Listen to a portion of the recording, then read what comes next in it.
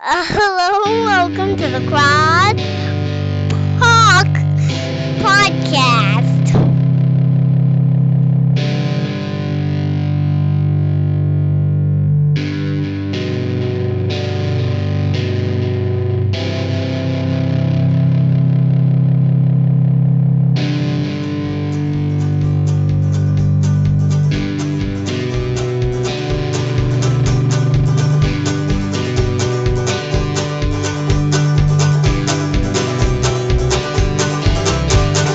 Watch now, here we come.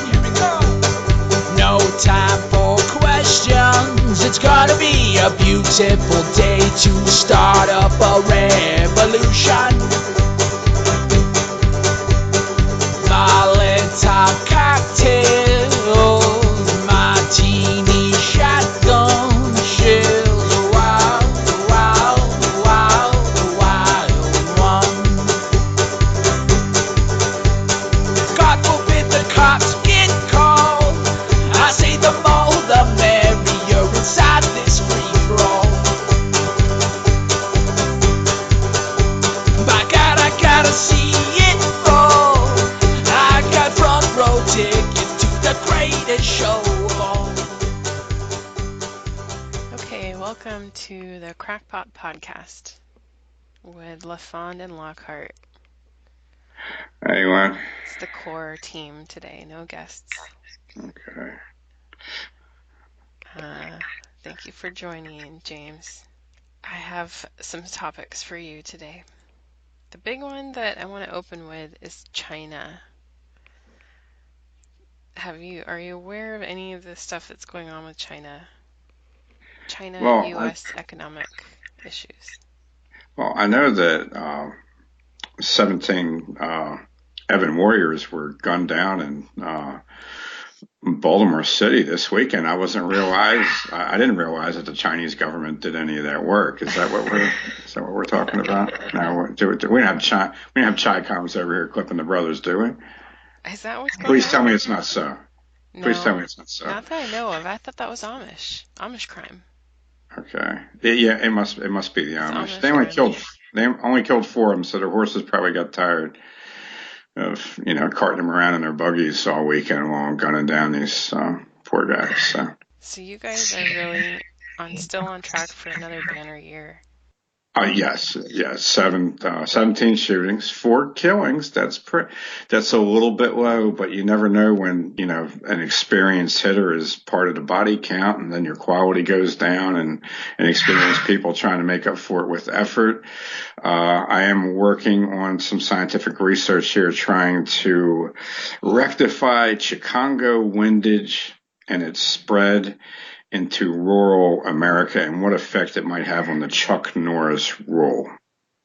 Okay, I even threw myself in the breach and did some testing. So what you're trying to figure out is well, tell me what you mean by that. Okay, so we got, let's say in Harm City, if a brother points a gun at a cop and the cop shoots him, that's in violation of the Chuck Norris rule, because the cop actually has to wait until the brother squeezes the trigger and fires a round before it's justified.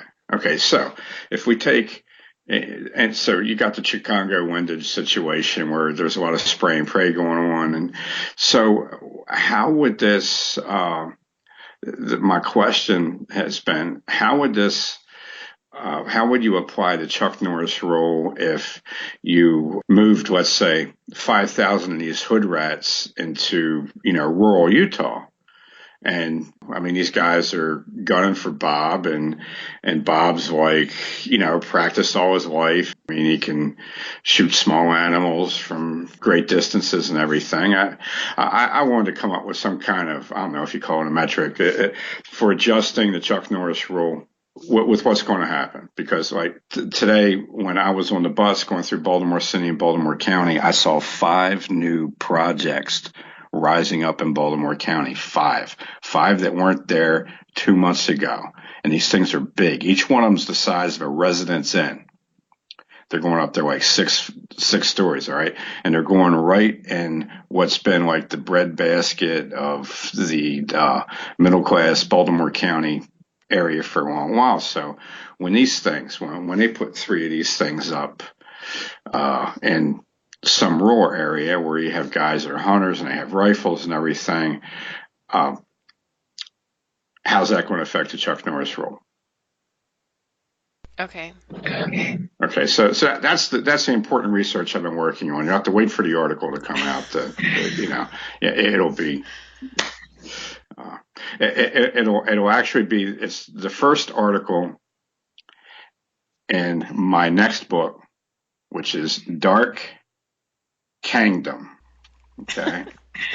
All right. Okay. Okay. It comes after Dark Age, and as darkness falls, the third one in the series will be Dark Kingdom. Okay. Can I show you a video? Yes. And then we'll get back to China. If your little Chi-Con people haven't been shooting my people, I'm okay with discussing stuff. Okay. This is has to do with the Chuck Norris rule, and it's a retail issue, so it bears on your experience. So this happened at the dollar store. A young man was trying to claim some reparations, and he was armed. And the clerk at the dollar store was also armed. Yes. And the reparations agent was killed on site.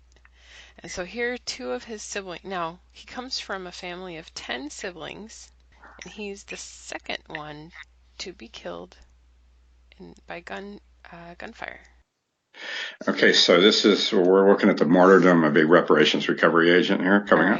Right. And here are his siblings who have something to say about what the clerk, is it really right? It's for the clerk to take justice into his own hands. You know, he should have seen that the man was armed and trying to commit a crime and then called the cops. Never should have taken justice to his own hands. So I'm going to play this video for you and the sound. Let's see if this will work. Can you hear it? I can't hear it, but I'm really liking her body language. Oh, wait. Okay, can you hear it now? Okay, I'm going to start it again. Ready? Here it goes.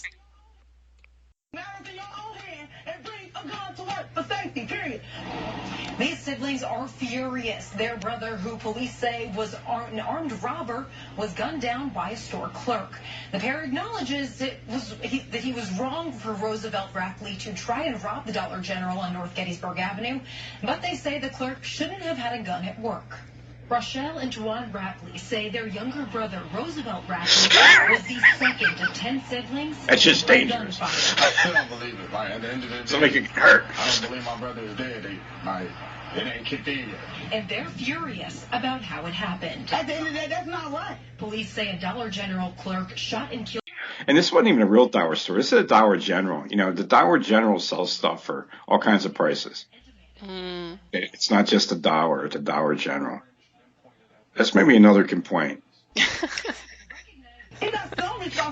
Maybe that's why he had to shoplift there, because he went in there and he found that some shit was $5. That's right. That was wrong for that clerk to shoot my brother in the chest. Yes, he's robbing y'all. Oh, well. Call the police. That's the Y'all not supposed to take matters in your own hands. If that's the case, I'll take matters in my own hands. Take matters in your own hands. Oh, well. The newscaster's an attractive lady. I kind of like her. Okay. Yeah, they were really a funny couple. I liked the 2 siblings there. The guy looked like he was actually having a hard time giving a shit that his brother got gunned down and killed.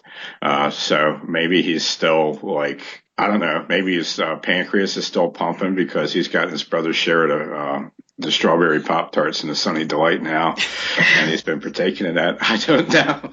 But. All right. So, I mean, that's the Chuck Norris rule. Like, my brother is going to come and stick you up with a gun, but if you also have a gun, then that's taking matters to your own hands, and you should have just called the cops and never bring a gun to work. But her brother was bringing a gun to work. His job is robbing retail outlets. And Well, what we don't know from this is, did Roosevelt fire first?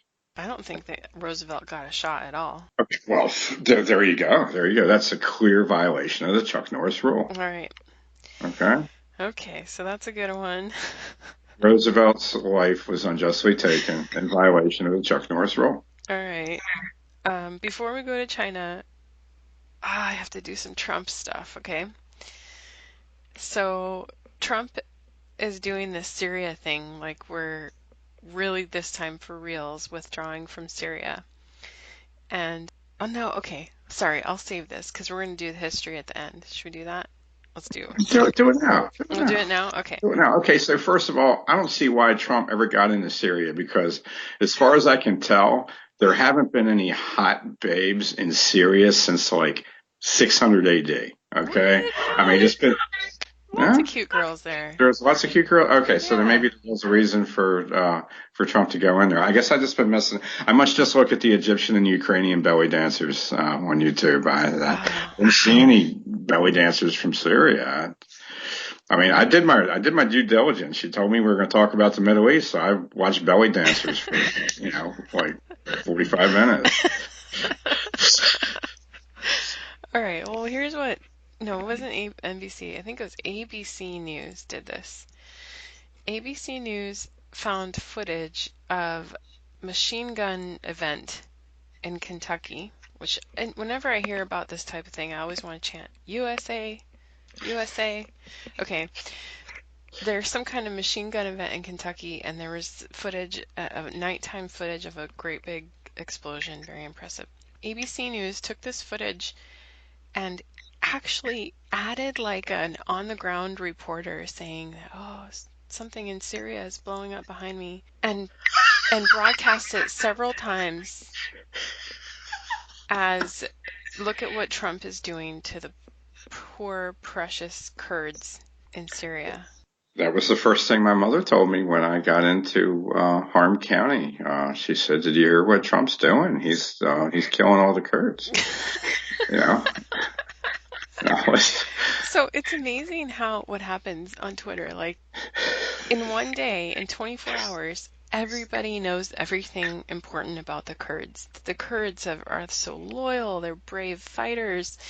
They have stood by Americans. They show pictures of brave young men, of children, of ladies in headscarves. I mean, and then they're ordinary people. So the media does this. This is an incredibly clear case of just fraud. There's no other word for it. It's not a mistake. It's straight fraud, trying to foment sentiment for the war to continue or something.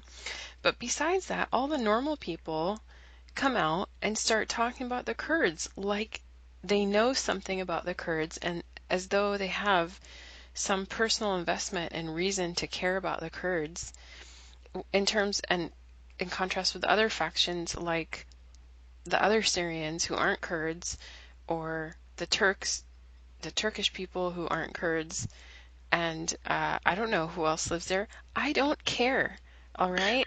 I'm sure that they're wonderful, interesting people with long histories, but I absolutely think it's a great idea for America to get the hell out of there and let them figure it out on their own. But I know that you're smart man who knows a lot about history, so I bet you really do know about the Kurds, so you can tell us about that. Yes. I know some things about the Kurds. I know that they don't currently have a prominent belly dancer that's going to finish in the top 20 on YouTube, so we could get to the trivial stuff now. In 1991, well, the first time I heard about the Kurds was reading a National Geographic magazine in 1978 when I was a kid.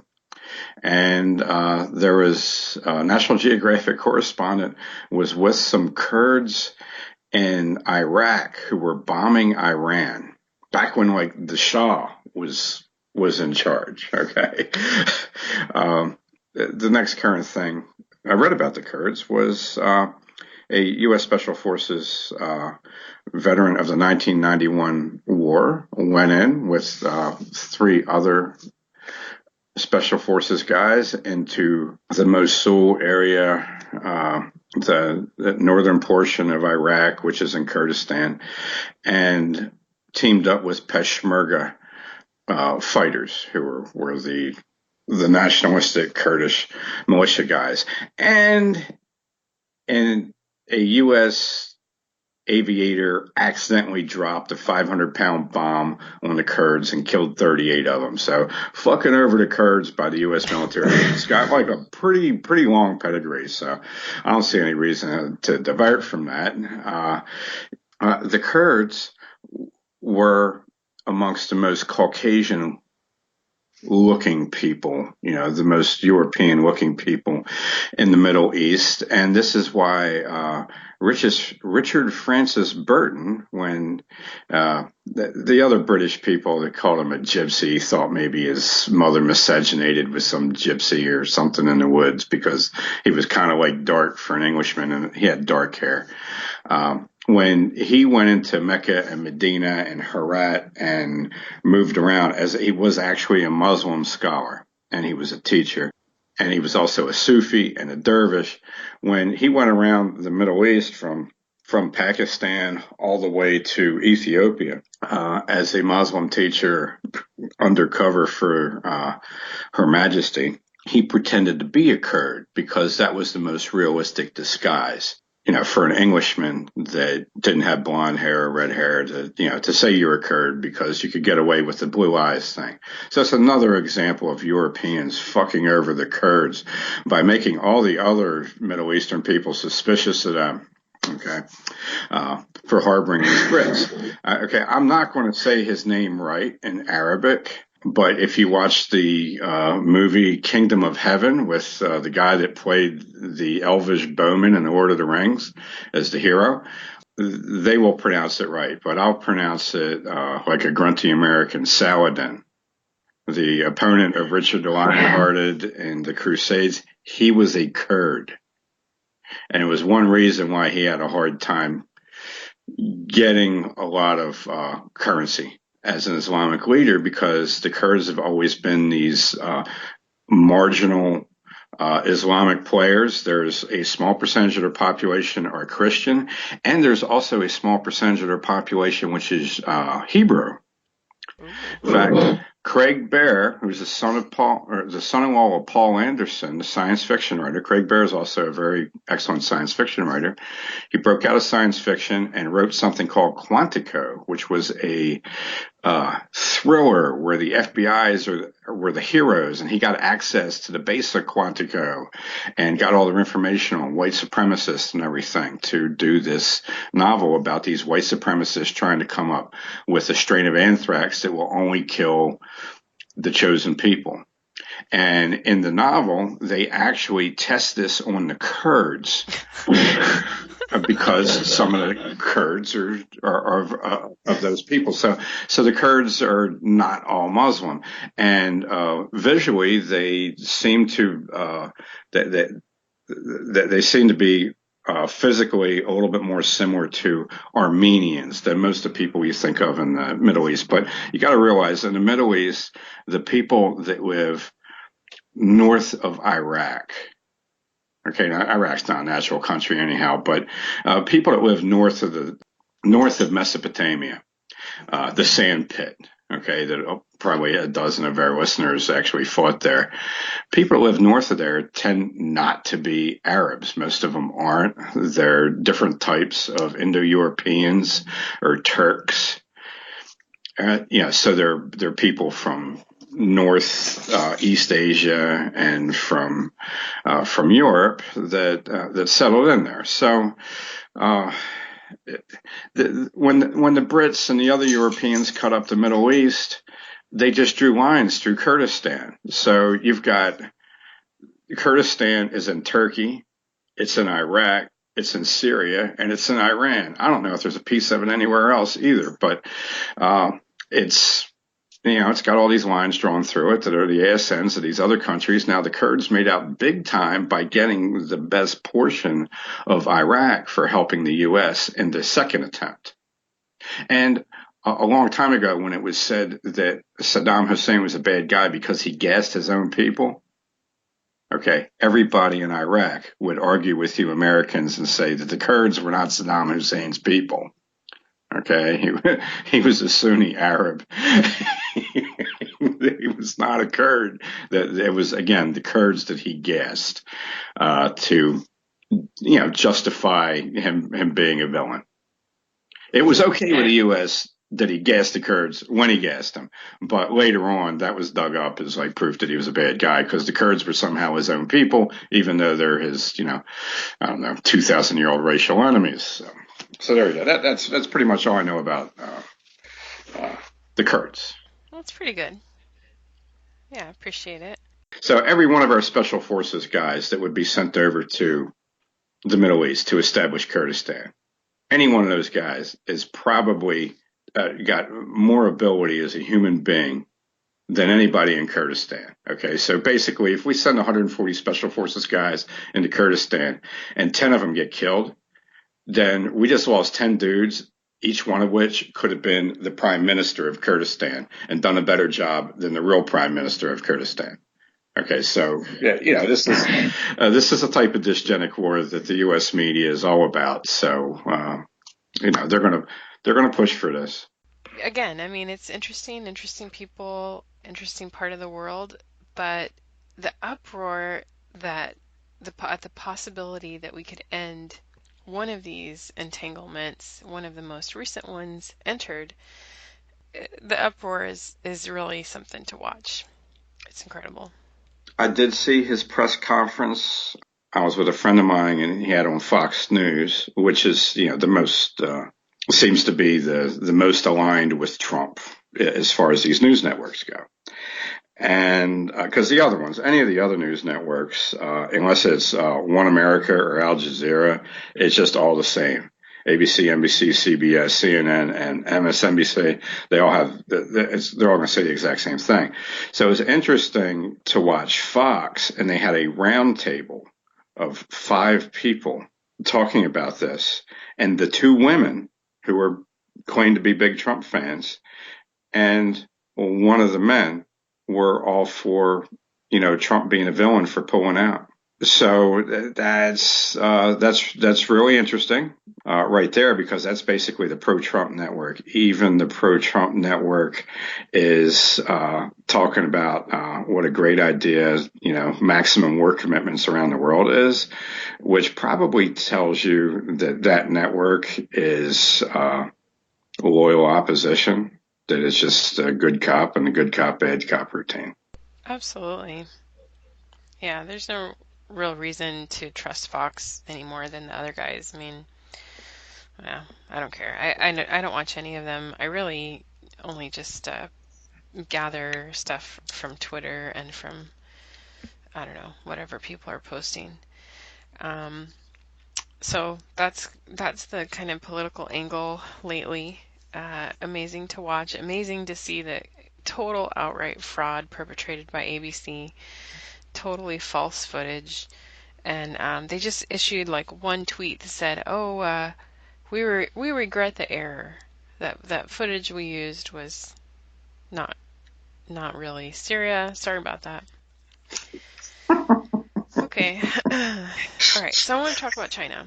So a few things have happened with regard to China. One is that something having to do with Blizzard video games, and I don't really know what it is. Have actually very poorly informed, but somehow the Blizzard company did something to appease China.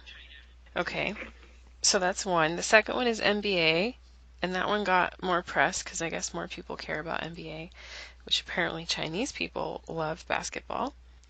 And so I think you had one team owner say something in support of Hong Kong, and then the whole league ganged up together and said, no way, we love China, and they made this guy shut up. And that's still going on. I think today LeBron said something about how we should support China or whatever. So, okay, so there's that. And then there's this kids movie called Abominable. Abominable as in the Abominable Snowman. And I took my kids... Ooh. Yeah. Oh, okay. So I took my kids to the yogurt shop for a treat. and they give nice plastic spoons which we bring home, and usually there's like a Y for yogurt at the end of the spoon, but a couple days ago we went and there was this face on the end of the spoon, and there were stickers all over the store with this character on it, the snowman. And they were asking me, we don't have TV in the house, so they don't know like what movies are in the movie theater. So they asked me, what is this picture? So I don't know. It's like, looks like some kind of monster. Maybe it's for Halloween. I didn't know anything about it. Then we were driving home, and on one of the bus stops there was a big poster, and my girl goes, "Hey, there's that thing again. What is that?" Okay, so it's eye-catching. All right, and then yesterday I went to visit with some family and friends, and one couple there, they don't have a kid, but the couple went to go see this movie. So the husband starts describing it, and he said, "Oh, it's really interesting. It's set in China, and at the beginning there's no talking, there's no dialogue, but there's a lot of action, and then you can see that there's signs or there's writing. It's everything's in Chinese. So we were wondering if it was going to be subtitled. Didn't turn out to be subtitled, but it does take place in China. So the plot is something like that: a baby abominable snowman, a baby yeti, is found, and somehow some children are tasked with saving the baby snowman and bringing it to Mount Everest. And so they take off on this quest, and throughout this quest they travel through quote unquote China, okay, because we know that China, like once in future, China is larger than the borders that we see today, right? And China has these regional aspirations. And then, so the kids have, and I mean, Mount Everest is in Nepal. What I started asking, it was, I got curious. I thought, well, is there some kind of Tibetan connection, right? So I asked, well, do you think there's some angle where, Tibet is part of China? Is that what they were trying to say with the movie? And then so he describes a plot. And so these kids go all over the place, traveling the geography and showing the vastness and the beauty and the resources and all this of China, to finally return the baby Yeti, or whatever they call it, I don't know, abominable snowman. They return him to Mount Everest, which isn't even in Tibet, it's in Nepal.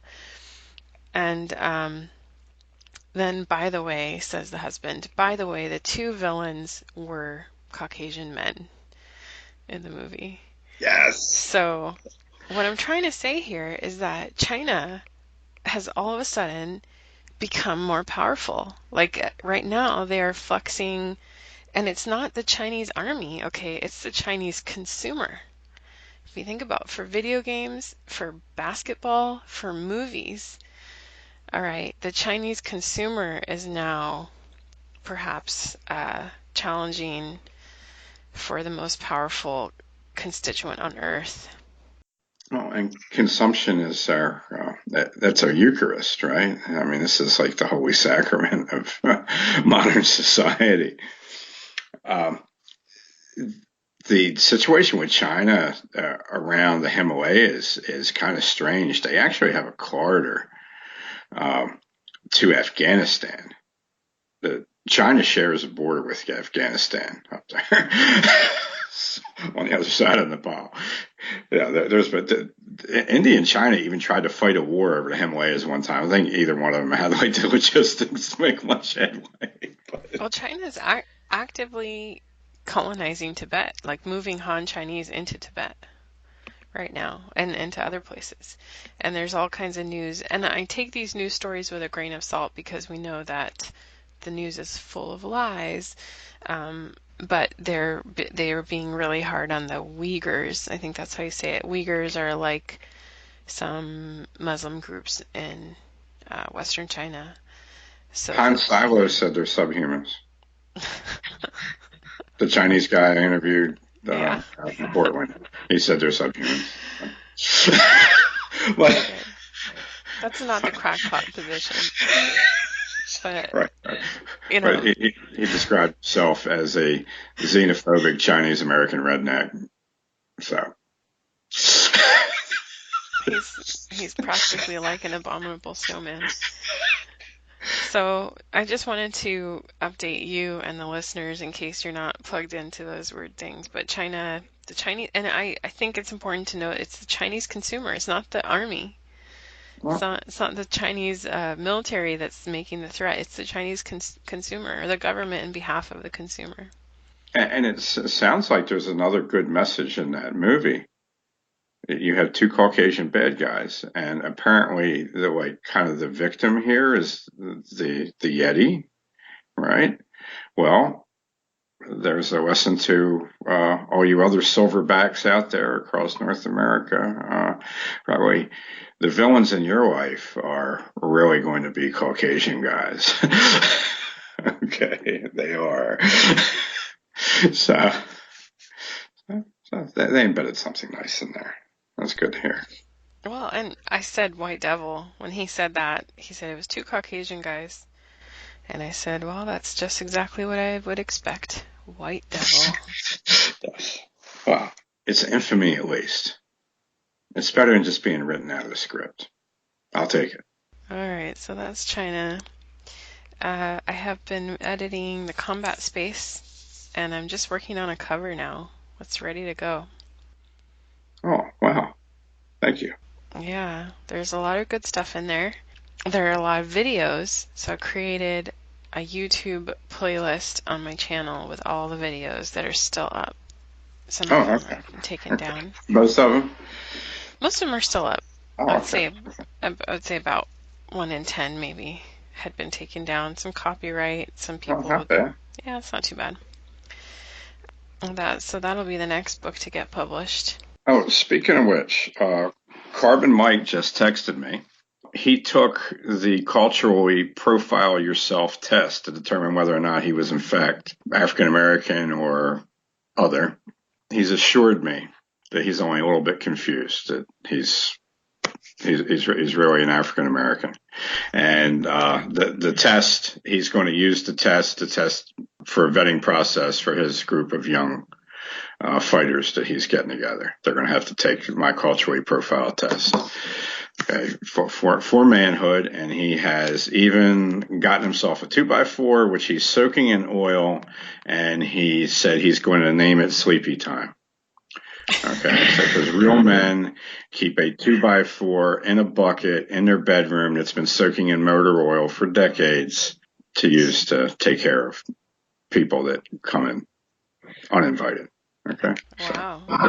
So there you go. So. Oh, I have a tweet here to go back to the Baltimore. I have a tweet here that says from Justin Fenton, who is a great reporter in Baltimore. He says, by my count, based on info released by police, 15 people were shot yesterday in multiple incidents across Baltimore. So he tweeted this on October 13th. So October 12th must have been the big day. A 2-year-old shot in a road rage incident. 2 people shot at 800 Guilford. A man killed in Perkins Homes, a triple shooting at 800 East 20th, a quadruple shooting at 800 West Lexington, and a triple shooting at 3000 Spalding. So we got 3 mass shootings in Baltimore right there. That's great. Colin Flaherty's going to be happy. Yeah, the boys are holding up their end. Perkins Homes, when we first put up the travel guide for Baltimore, the map that shows you the safe places and the unsafe places. The webmaster got it reposted on Reddit.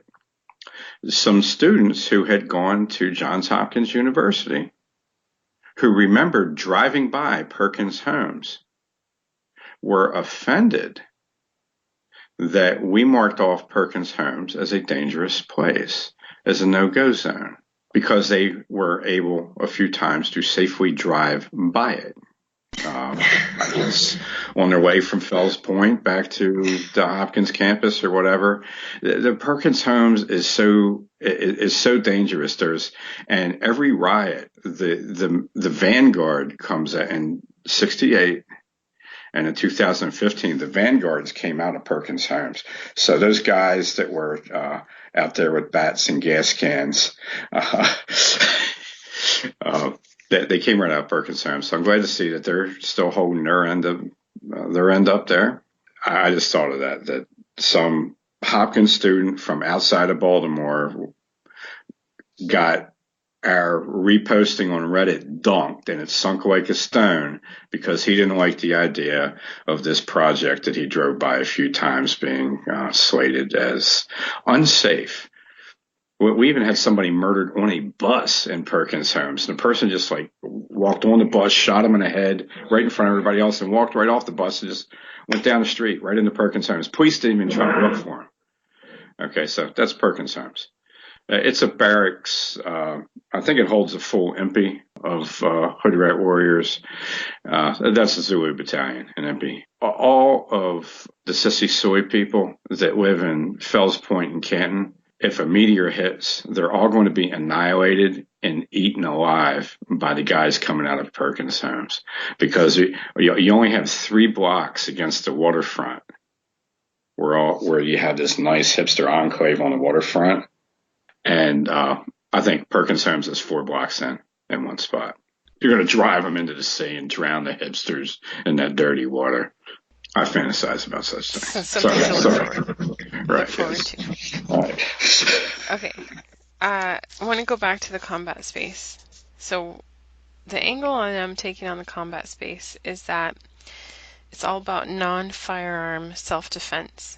You were talking about how you studied the firearms capabilities of these Utah mountain men, and you don't want to mess with those guys, all right? Oh, right. The thing is, in Utah still, I'm pretty sure those guys could exercise their self-defense rights and probably come out on top in legal terms. What happened here the last couple days in California is that Gavin Newsom signed a law with regard to red flag rules, expanding the scope of who can report who for a red flag violation. And so now it's basically anybody. Anybody who knows your name essentially can call the cops and say that you were grouchy today, and I really don't think that you should own a gun. I always remember that in the Star Trek, we've talked about Star Trek before, The Next Generation, that you hated that show. And Yes. I remember that in that show, if somebody was in a bad mood, that was all you, that was the symptom of a deadly disease or alien crawling into your ear, or that you were switched, with some alien imposter or something. It was just, all you had to do was kind of be grouchy, and then everybody knew that it's a big problem, right? So that's how we're getting there, to that point where, if you're not properly medicated and disarmed and you're grouchy one day, well, I better call the cops and report that. So you need to, the listener of the Crackpot Podcast, really should be thinking about what it means to defend yourself without guns. And it's not because we don't like guns. We like guns. But the legal environment is changing rapidly. So you need to have other plans, other things to do besides use a gun. The first Democratic president, the next Democratic president that we have, will sign an executive order implementing a federal red flag law of some kind. Yeah. There's a possibility that the Orange Man might even do it under the right pressure. But it's definitely coming, and it's coming. It's coming, and it's going to be little by little or all at once, but the trend is the way it is. So in this book you describe, there's coaching in there for boxing and cage MMA or other types of fighting, but it's also a large portion devoted to survival. Actually, what can you do if you can't carry a gun, or just don't? Most people don't, especially where you live and where I live. So you talked about some of the hairy times you had in 2017 when you were commuting at night. And there's coaching for children. Actually, one of the last bits that I read that I really liked was that a dad from France wrote to you about how to coach his son for was a rugby player. Yeah, rugby brawls. So I like that. That's right at the end. So what else can you tell me about this book? The idea is that you're on a sliding scale between training, competing, and surviving. And, your survival plan just has to include a legal survival plan. There's the old sentiment, I'd rather be judged by 12 than carried by 6. Well, the 12 you're going to be judged by, 6 of those people are going to hate your guts just for the condition of your birth. And going to trial is not something that the vast majority of criminals or people charged ever do, because they'll charge you with 100 times more, so they can get you to plead. Yeah, I have a friend that's a lawyer, and he said, "Oh, if you insist on going to trial, we punish you. you get punished, man. You pissed a judge off. The lawyers are out for blood." Right. So you're not ever going to go to trial. You're going to settle for, some lesser charge, and it's still gonna cost you money to defend yourself, and time, and all kinds of heartache that you don't want to go through. And just being locked up awaiting your arraignment could be enough to eliminate your job, for instance. It's just you really your baseline consideration with any self-defense art that you practice is that you're going to avoid legal entanglements. You do not want to involve the law and the government and you defending yourself, which means you got to really commit to try to defend yourself non-physically. I've even had legal entanglements when I've not defended myself physically, but just through awareness. I mean, people will call the cops on you just for turning around and spotting them while they're sneaking up on you. So you always have to have some defense in mind for the pigs. That's it. I had, for instance, one thing I've done a few times is when the cops have been called on me for committing the crime of not wanting to be mugged, I always had a backpack on me when I carried a knife. In Baltimore City, I never carried a knife and didn't have a backpack. That way I could have dropped the knife into the backpack.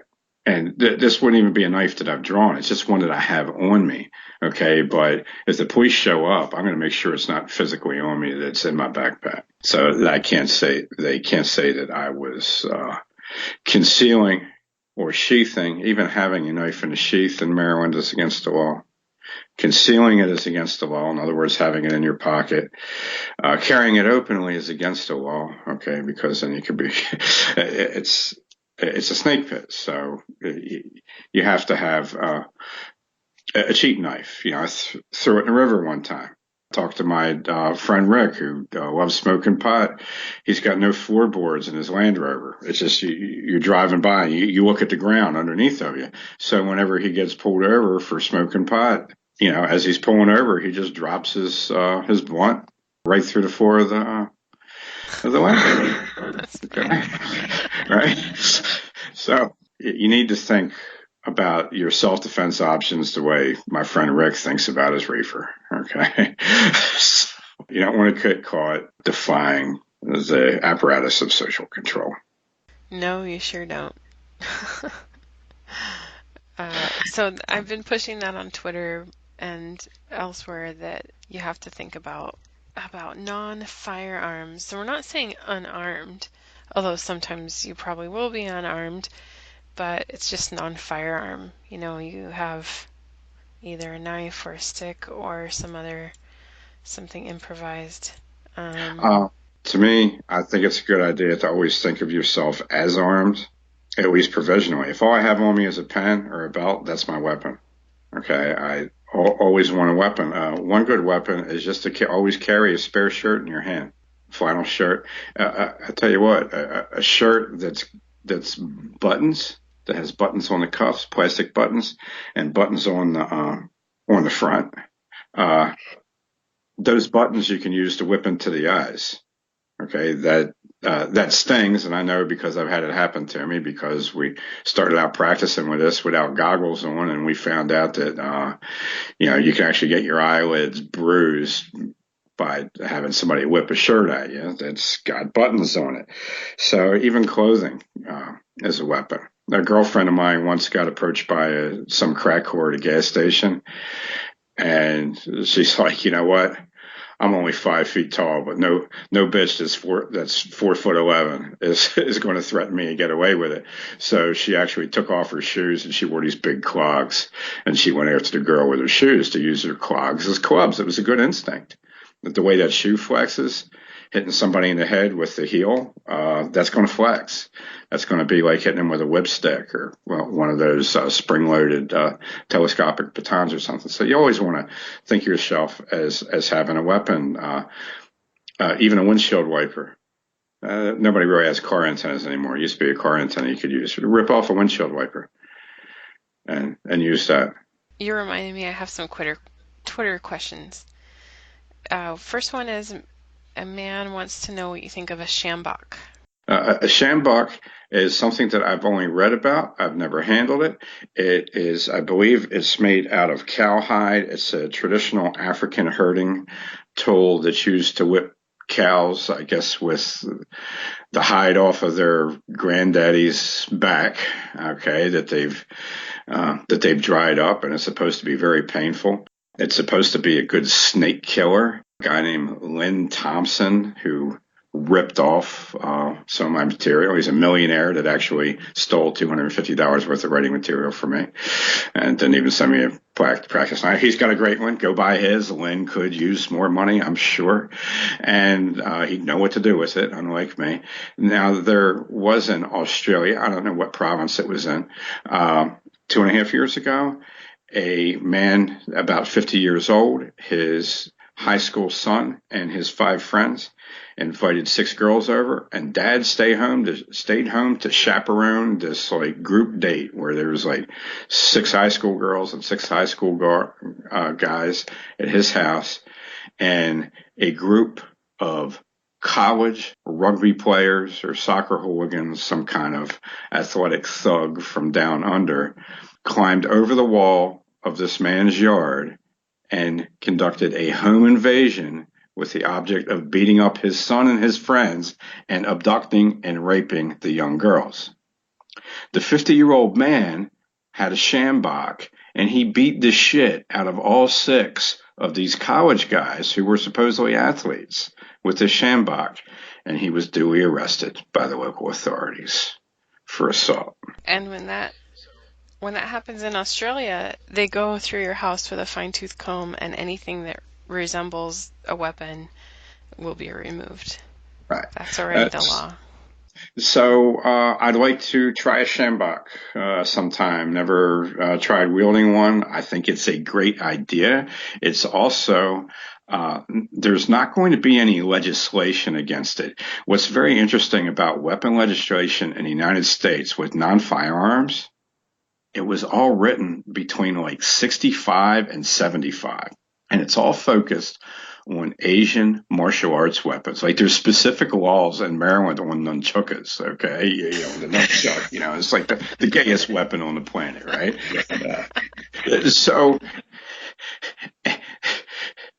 So people aren't even going to know what this shit is. The weapon laws were written by lawyers who were apparently Bruce Lee fans 50 years ago.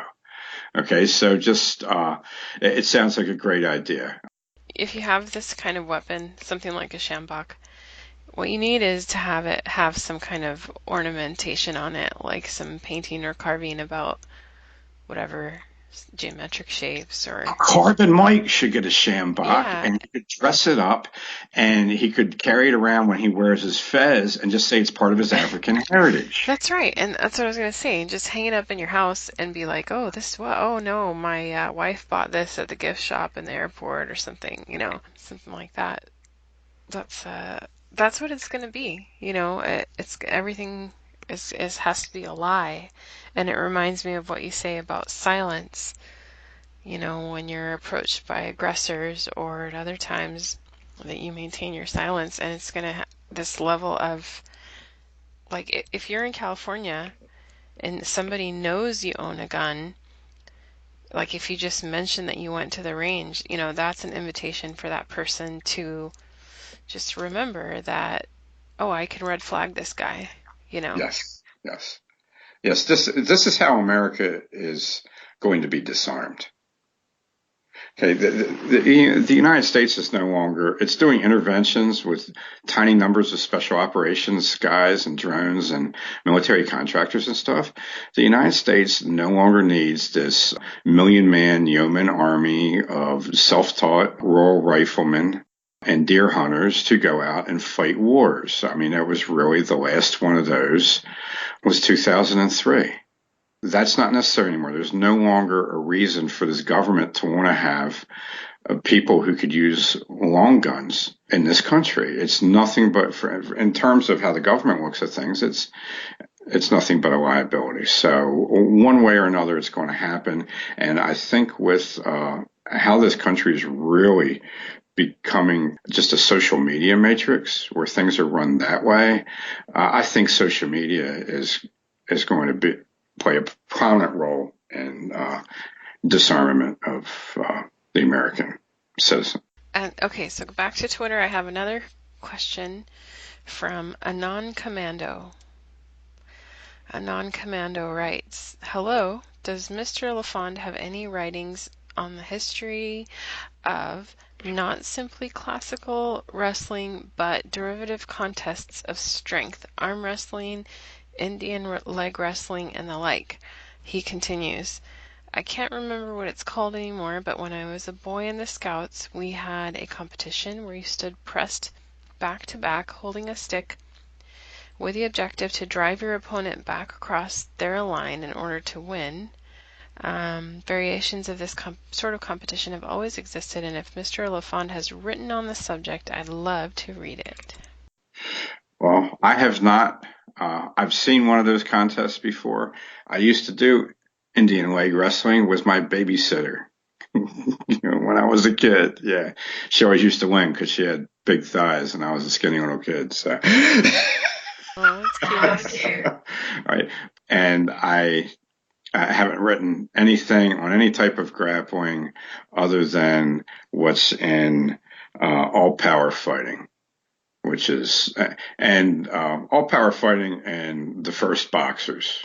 I write about grappling in those two things, and that's it. Yes. I did know a guy that was the Maryland middleweight arm wrestling champion.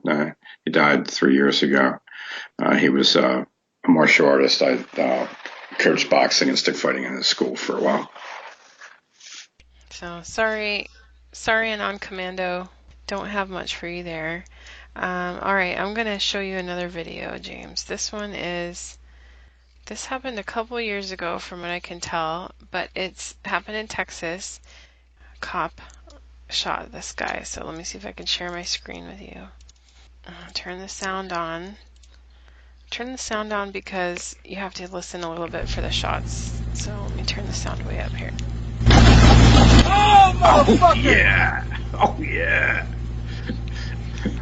Okay. Man down. Oh, he's not even moving a little bit. Oh, did you me recording that?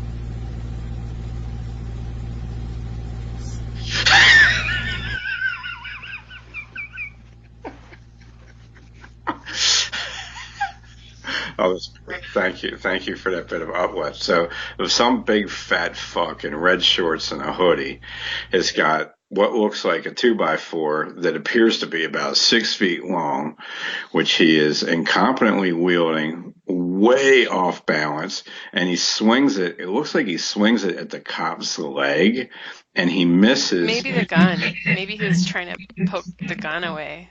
Yeah, well, maybe he was swinging at that too, but he was swinging. Maybe he was swinging at the cop's hand, but whatever he was swinging at, he missed. He hit the pavement, and the thing just kicked out of his hands. Which can happen. I mean, it's happened to me training before, holding different things and trying to hit hard with it. If the bottom of the extension weapon that you're trying to use, if it doesn't extend below the palm of your hand, if it's like in the palm of your hand, or if it's just even with the bottom of your hand, if you don't swing all the way through and let that stick or bat that you missed with hit your far hip, like a baseball player or a golfer would do, then it can kick out of your hand because you're really only holding it with your index finger.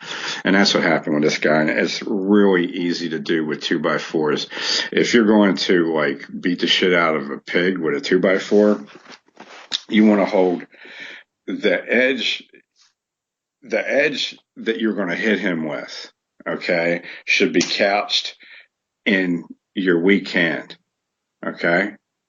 So I got my right foot forward, I got my right hand forward, I got my left foot and my left hand back, and I've got my left hand on the bottom of this 2x4 with a couple inches coming out underneath of it to keep it from kicking out. And I'm pressing backwards with it. I'm pressing back towards me, towards that board, because I can't wrap my hand all the way around it unless I'm George Foreman, in which case I don't need the 2x4. And then I'm taking my right hand and I'm pushing. So I'm pushing both my hands towards each other, stacked on this board. And I'm going to swing like that. This guy appeared to be either retarded or drunk, or maybe had eaten lead paint for breakfast when he was a toddler. I don't know. But the guy was uncoordinated and stupid. And I think he paid the proper penalty for his, But it goes back to the question of the legal entanglements, and how you could expect to be treated by a cop, because it would be really easy to dodge the blow of that 2x4 and then just wait for the guy to drop it. Like, it was kind of easy to predict that would happen, I thought. Yeah. But the cop just started blowing. The cop did not attempt to back up. No. The cop, as soon as that dude rose that board, the cop just said, "Oh, that's it. I'm shooting this man down. Okay, this is over." And he emptied his clip right into him. And it was really great because like half the shots went into this guy's back as he spun around. Yeah. And honestly, that's all a cop needs. Like, whatever that video looks like to you, the cop is fully justified because, hey, this big dude was swinging a big stick at me, so what do you expect the cop to do? That's it. That's all he needs. But if I shot that dude one time in my house, okay, I'd be going to prison. That's right. And so, ideally, I mean, the best case scenario here would have been this dude breaks that 2x4 on the side of the cop's head, and as the cop's head is beginning to shatter, okay, he empties his weapon into this guy and kills him, and they both die. I mean, it's like kind of like would be the ideal scenario here, but one of these two fat fucks has to live, and it happened to be the one that was dressed in blue. So that's right. So that's it. The pig in the blanket beat the pig in the tent, and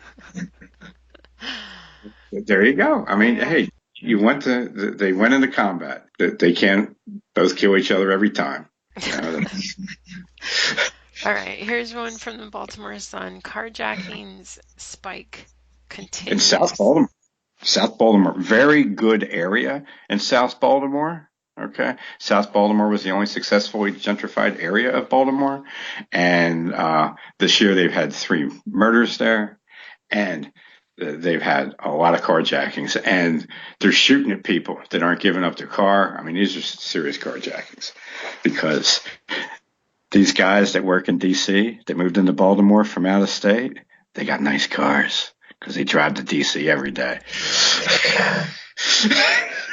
Here's 4 characters. 4 people have admitted to participating in 2 murders in Anne Arundel County as part of MS-13, the transnational gang that has targeted immigrant communities in the Washington, D.C. suburbs. It's not quite your home zone, but that's one hard-looking bitch there, right next to the guy with a big blockhead. That's a scary-looking girl. Yeah. I'm crossing her off the list right now. Meanwhile, you have these sweet but really dumb people who have been spending lots of time in Baltimore picking up trash. Oh, that's nice. We picked up 10 tons of trash in 10 hours. In 3 months, we've removed 29 tons of trash from the streets of Baltimore. Isn't that embarrassing to Baltimore? Wouldn't you be embarrassed? There is an alley off of Ostend Street, which is behind the Ravens Stadium. You could have got that much trash out of that alley. I remember walking by there. There's a pack of dogs that used to live in the middle of the street right there. They would just feast on the garbage in the alley. Sunday morning, I walked there one time. I'm going out to my friend's house, and there's literally a pack of dogs laying in the middle of a 4-way intersection on the asphalt.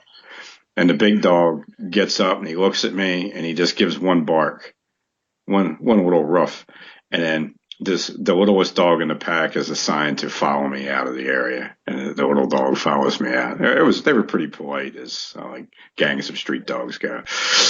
But yeah, I think that was great. I had to have more people. I think if they do enough of this stuff, then they'll get carjacked. That would be ideal if they make these a regular thing. They have been making it a regular thing. Okay, well, they're going to get carjacked. Well, I think that would be the best case scenario. I mean, this is what makes it so hard, because these are really nice people what spurred this was, you remember the tweets, the Baltimore Trump tweets, right? Yeah. And so they said, oh, we're going to just get people together and clean up Baltimore. Like, it's so nice and so good. But you can't, how do you convince these people, or how do you educate these people? I mean, I don't care. I'm not going to do it. But what is it going to take for these people to realize that you can pick up other people's trash forever, for generations, and it's not going to change the underlying dynamics? Well, when their neighbors kick in their front door and do violence to them,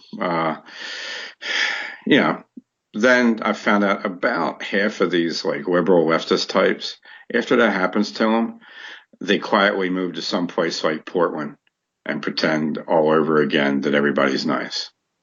Okay. These aren't leftists. They're not liberals. They're MAGA. They're MAGA people. They are? Yeah.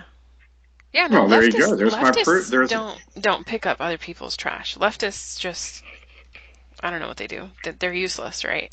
Only right-wing people will actually go and get off their asses and do nice things for other people. It's been a while since I made this assertion, but you don't have any right-wing people in this country. Everybody's a leftist liberal, pretty much. And here's proof. Right here. No, you're correct. That's true. That's true. But in terms of self-identification. Right.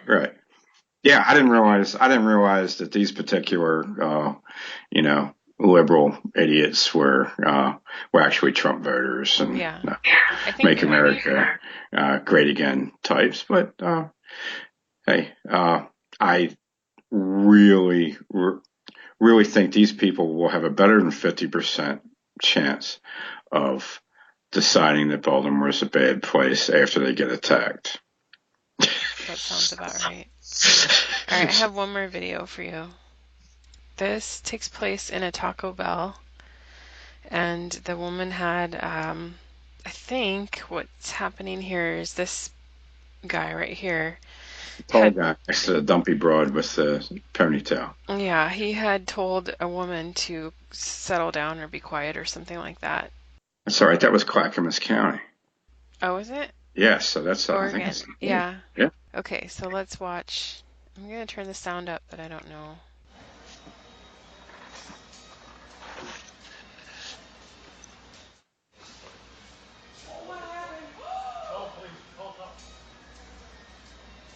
Tall idiot standing next to his tall, unattractive wife. His hands are down. He's looking away from whoever he just had this interaction with, and this fat little black girl with what looks like a utility knife slashes the side of his neck, the left side of his neck, with her right hand as she runs by him, and then she just keeps scooting by. It was actually, the way she ran was kind of cute. I mean, it was like some toddler that just stole a cookie out of the cookie jar. You know, you could definitely tell she feels like she's done something wrong the way she's running off. And she's got very little ability to run, too. It was kind of funny. It was like this sneaky little run. Well, it was a big cut. She really cut a big gash in his face and neck. So, and Well, she was he deserved also, well, I mean, he got verbally aggressive with some savage, and then he took his eyes off of her and just like, I mean, he's leaning there. Well, what kind of idiot almost gets in a fight with someone? Anytime you have an argument with a stranger, you've almost gotten in a fight with him. I mean, you were willing to get physical with him. You're willing to get physical with somebody, and then all of a sudden you just shut it off, and you're waiting to put the feed bag on at the Taco Bell while your dumpy wife is sitting there next to you, ignoring you. And him and his wife are lazy too. They're leaning up against like the place where you get the sauce packets or the napkins or something. Ideally, he's no longer able to speak, and she gets locked up, and and we get rid of two of them. But yeah, that's just idiotic. Enforcing civic behavior amongst essentially hyena dons. And then, you remember the hyena don? I mean, the hyena don is like this giant hyena from the Stone Age. Yeah. So, I mean, that's like one of them. You're out there trying to reason with one of those things, and getting aggressive. And hey, this could have been a lot worse. I mean, imagine if that was a good-looking black girl. She'd have had a man on the phone. She'd have had a man come there and do something. But this was this dumpy-looking little brownie with the absurd blonde wig on too. Blonde right, wig right. on. Yeah. She wasn't experienced enough vaginal authority there to call some man up and get him to take care of this guy. So she had to do it herself. So it was kind of. I actually thought it was kind of a whole cute. I thought the whole thing was cute. Right, the way she runs off was kind of adorable. Oh, well, that's what you're used to, I guess, where you come from. Well, I mean, it's not like she jumped. It never got to like the level of a chimp out or something. It was this. It was a little sneak thing. It was like if some rapper redid a Dickens novel, like Great Expectations or something like that, he'd have a character like this in there. In that way, I thought it was cute. Okay. All right. That's fair. I'm going to go ahead and wrap up this episode. All right.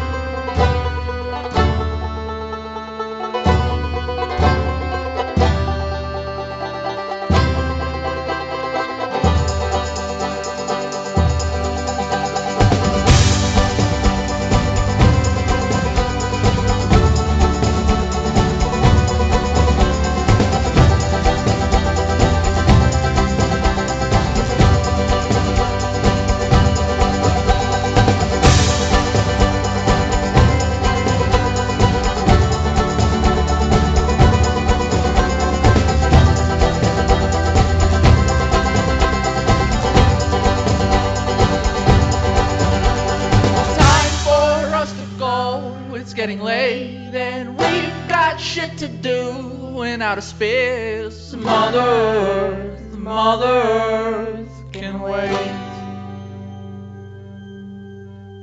We will take the ones worth saving. Pack your bags, we are vacating now.